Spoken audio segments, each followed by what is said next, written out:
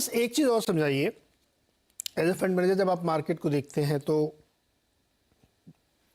दो जो सबसे डेवलप्ड इकोनॉमी है, चाइना और इंडिया, यूएस। पिछले कुछ समय तक चाइना में बहुत प्रॉब्लम थी और वहाँ कोशिश हो रही थी। अब धीरे धीरे वहाँ पे संकेत आ रहे हैं, क्योंकि जो मैन्युफैक्चरिंग पीएमआई वहाँ का आया था, इवन यूएस का, वहाँ का और इंडिया का, तीनों का बहुत अच्छा आया।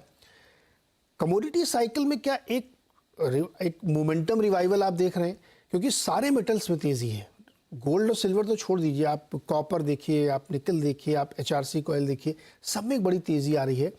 क्या ये कमोडिटी का साइकिल जो बढ़ रहा है, ये एक भारत की कंपनियों के लिए थोड़ा चिंता हो सकता है क्योंकि इनपुट कॉस्ट बढ़ेगी, या नॉर्मल है ये नए सेटअप में ये होना ही है? उसमें से क्या है कि जैसे अमंग ऑल कमोडिटी, अगर आप भारत के लिए स्पेशली हम देखें तो crude oil as a commodity बहुत ज़्यादा मायने रखता है हमारे लिए। और उसके जो मूवमेंट्स है वो जनरली ज़्यादा जियोपॉलिटिकल ओरिएंटेड दिख रहे हैं, रेदर दैन कहीं डिमांड सप्लाई या पीएमआई रिलेटेड। उसमें ज़्यादा उसका बेनिफिट या फिर उसका इम्पैक्ट नहीं दिखा है। इसीलिए क्रूड ऑयल जो हमें भारत को ज़्यादा मायने रखता है, उसमें मुझे लगता नहीं है कि जियोपॉलिटिकल इश्यूज है वो ही उसको बॉयंट रखेगा। And to that extent we have to be reconciled. अपने को भी ध्यान में रखना चाहिए कि हाँ, शायद अगर जब तक जियोपॉलिटिकल इश्यूज रहेंगे तब तक क्रूड का दाम ज़्यादा रह सकता है compare to demand supply basic economics.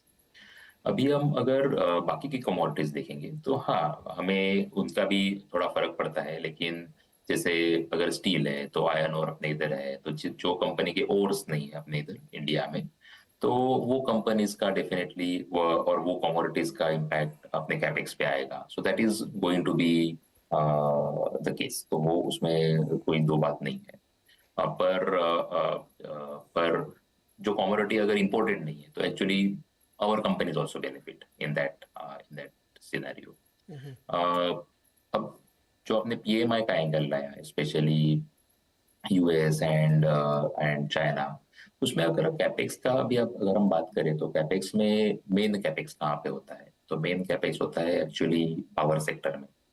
अब पावर सेक्टर में कैपेक्स सब जगह पे ही उसके बारे में पॉजिटिविटी है कि पावर सेक्टर कैपेक्स होना चाहिए, क्योंकि कई जगह पे असेट्स पुराने हैं, कई जगह पे रिन्यूएबल की डिमांड है, और तीसरा है कि पावर का डिमांड ऐसे ही बढ़ते जा रहा है, जिसमें आर्टिफिशियल इंटेलिजेंस की वजह से हो, डेटा सेंटर की वजह से हो, रिक्वायरमेंट हो। तो पावर का रिक्वायरमेंट ऐसे ही बढ़ते जा रहा है। And then obviously the elevation of the living standard everywhere. तो वो हिसाब से ये रिलेटेड कैपेक्स जो है और उसका इम्पैक्ट कमोडिटीज पे, वो मेरे हिसाब से होता रहेगा। अभी उसके अलावा बाकी के जो कैपेक्स होते हैं, जैसे इंफ्रास्ट्रक्चर जहाँ पे गवर्नमेंट स्पेंड करता है, वहां पे हमें देखना पड़ेगा कि अभी वो रूम कितना है। जैसे अभी चाइना में इंफ्रास्ट्रक्चर इन्वेस्टमेंट का और रूम है क्या, तो वो शायद इतना ज्यादा ना हो। पर यूएस में ज्यादा रूम ना हो नहीं होगा, लेकिन उधर का इंफ्रास्ट्रक्चर जो पुराना है वहां पे रिडेवलपमेंट करने की जरूरत पड़ सकती है। तो ऐसे then it becomes a segment specific, ऐसा एक ब्लैंकेट करने से ज्यादा।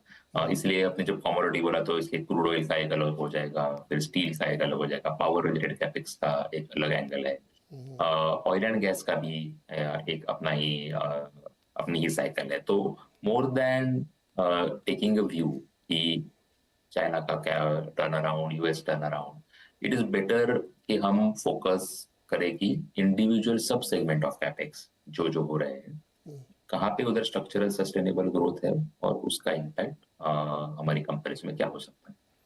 तो आपकी बात से मुझे ये समझ में आ रहा है कि अगर हम सेगमेंट वाइज देखें तो एनर्जी बास्केट इंक्लूडिंग कोल और ये सब चीज़ें ये अप साइकिल में है।